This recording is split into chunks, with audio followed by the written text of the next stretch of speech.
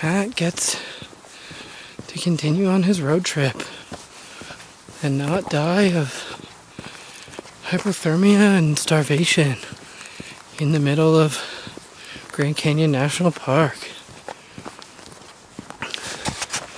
Don't mind my huffing and puffing. I keep seeing all these signs for altitude and, you know, take water, all that good stuff. Amateurs.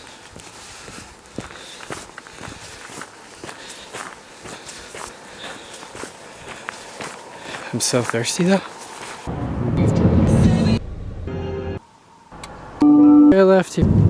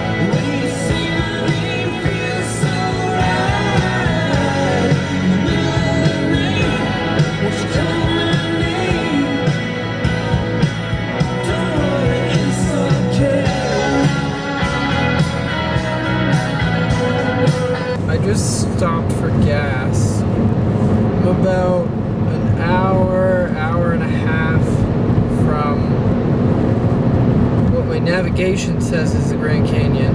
Usually it'll give me like to the center of a national park instead of just getting to the national park. The nav says that I'm not going to get there before sunset, which is a little problematic for me because I took today off, see the Hoover Dam, and go to the Grand Canyon. The part that sucks is I might not get to see the Grand Canyon during the day, and it's like an hour away from the next major city. At the end of the day, though, this gets to be what I do every day, is go drive to a new place, see new things, be out here in somewhere that's nothing like where I'm from.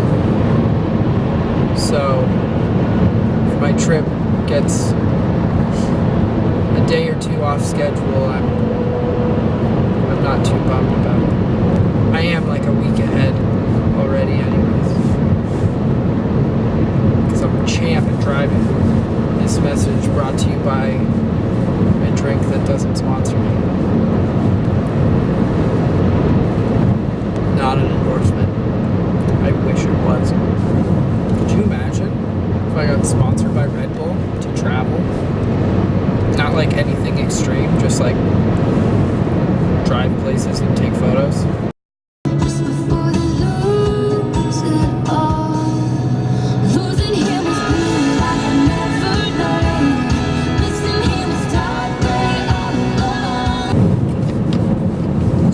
Sponsorships.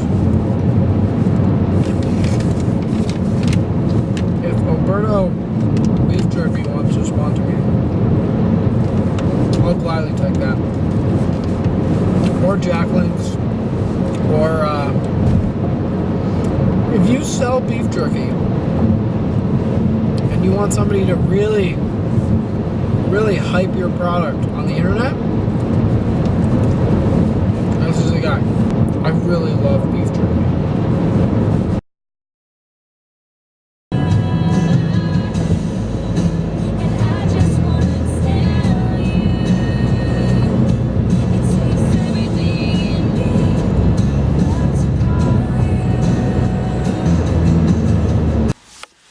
This is going to be my first night sleeping in the car alone, and it is currently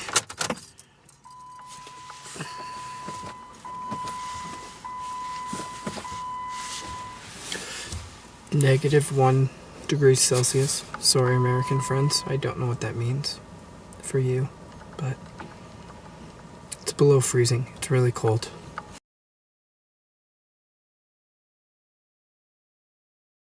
I slept in the woods last night, and it's -7 this morning. There's snow on the ground. It's so cold in here. But I'm wearing 2 sleeping bags, so I'm alive. I just passed through the park entrance,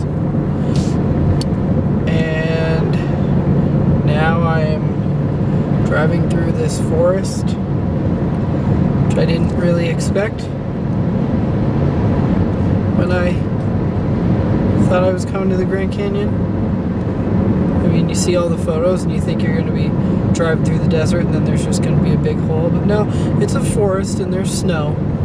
So let's see what happens.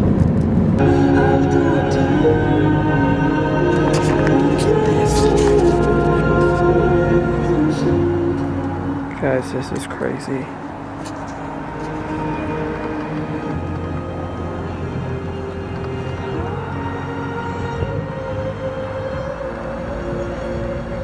Oh my God. Can you see how far down that goes? Wow. That's terrifying.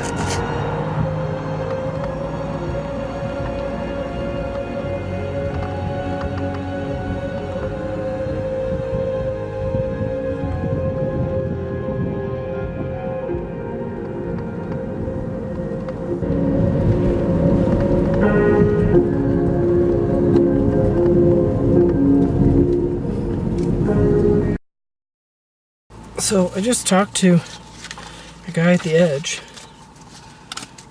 and I was looking at this map before and I was kind of confused as to where I was on this map. The guy was telling me that to get to the other side, to get to the different view, you have to come in through Vegas. I was like, but I came in through Vegas. And I think my nav system may have taken me all the way around the park to what looks like the other side of the Grand Canyon. I mean, I still get to see it, but it seems like from the other side, you really like get to actually drive in, and there's a bit of like a trail around and stuff. Yeah, it looks like I'm going to be driving right back out of the park in like 15, 20 minutes? No way. 'Cause yesterday my drive was like, when I put it in the nav, it said it was like 6 hours. And I remember when I looked online, it said like 2 or 3 hours, and that was why I was so late getting in, and I didn't make it before sunset. Which really sucks.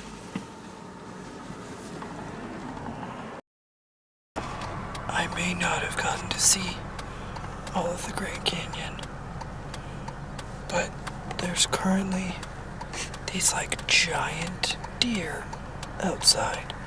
I can't really show you because I parked in a shitty spot. They're huge.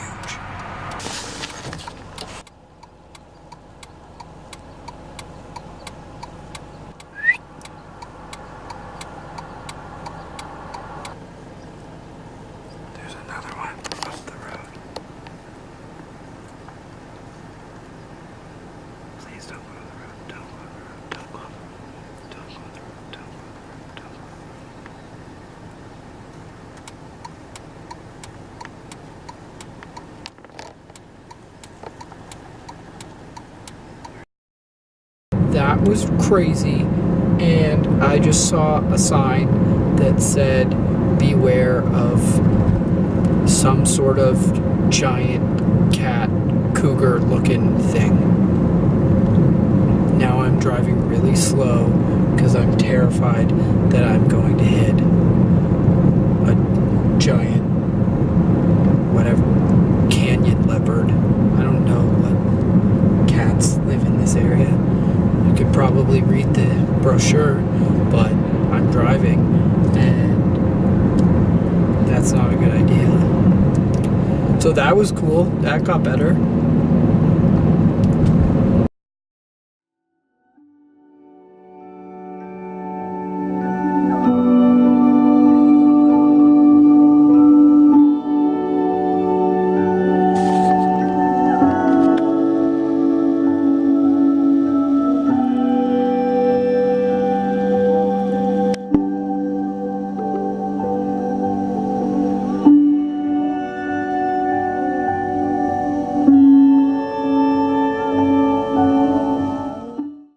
Saw a really amazing view from the road, but there's no pull-off, so I'm just sort of walking out, hoping that I'll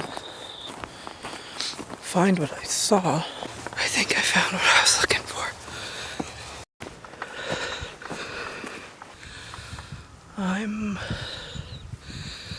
literally sitting on the edge of the Grand Canyon at sunset.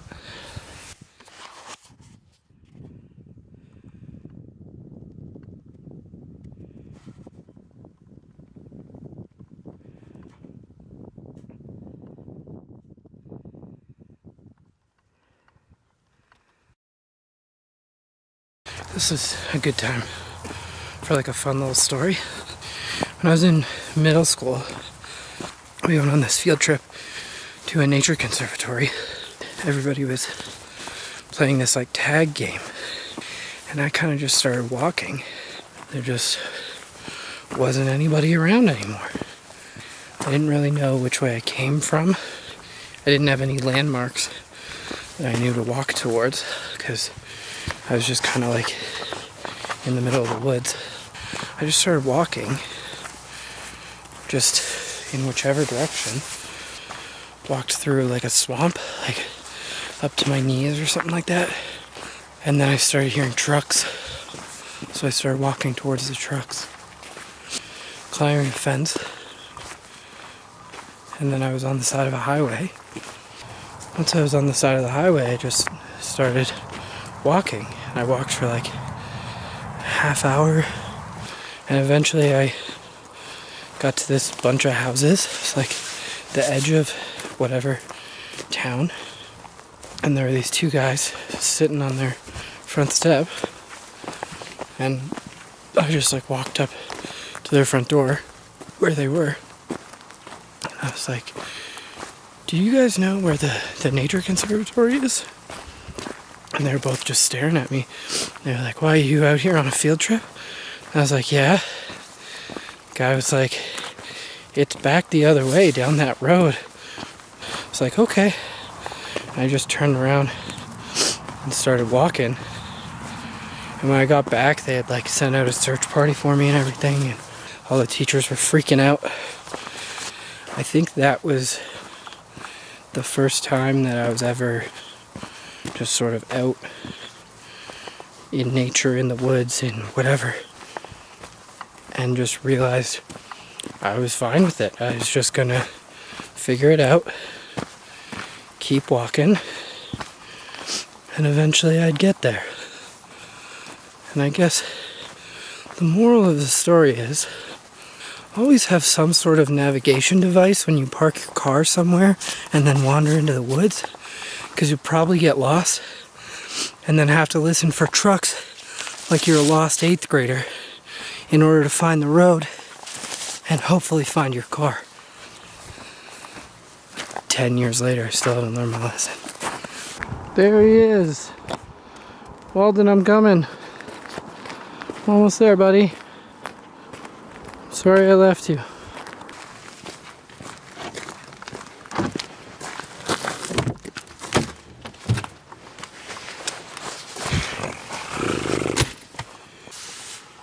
Well, that was something else. Let's go back to driving.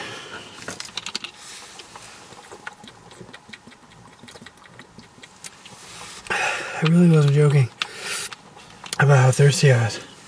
Ugh. Back to it. I think this is going to be really cool. Just hang on a second. This works.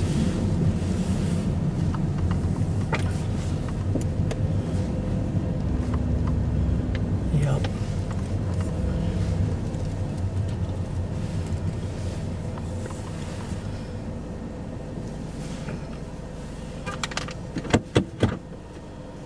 It worked. That's really cool.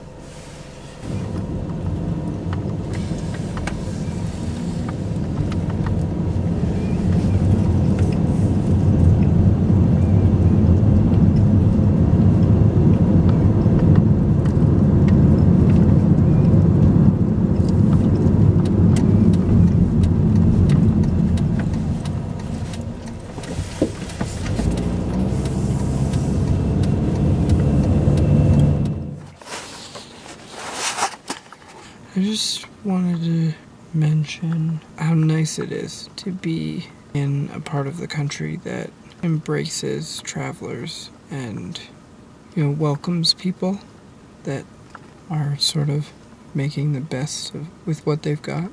There's camper over there, an RV there, my socks, another camper back that way. I don't know, passing through California was kind of depressing, but yeah, I just wanted to say it's really nice being back somewhere where you can sleep comfortably at night. That's something I've definitely taken for granted for my entire life up until now. I mean, I definitely chose this. I by no means am forced to live like this or anything, but I'm not somebody who can afford all these hotels, and at this point in my life I need to sleep in my car. It's really unfortunate to visit places where if you can only afford to sleep in your car, then they have no interest in you visiting there. Well, sleep is a necessity.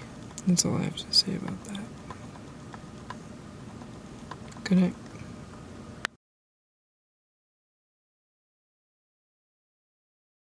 I love when people drive by you in a national park and look at you walking like you're crazy. Like, oh, look at this nutcase walking through a national park. Why doesn't he have a car? Why isn't he driving through this nature preserve? You think I hiked the whole way? My Forrest Gump jogged all the way from Canada. Hey guys, cool Grand Canyon. Gotta go though. Gotta make it back to Canada before Christmas.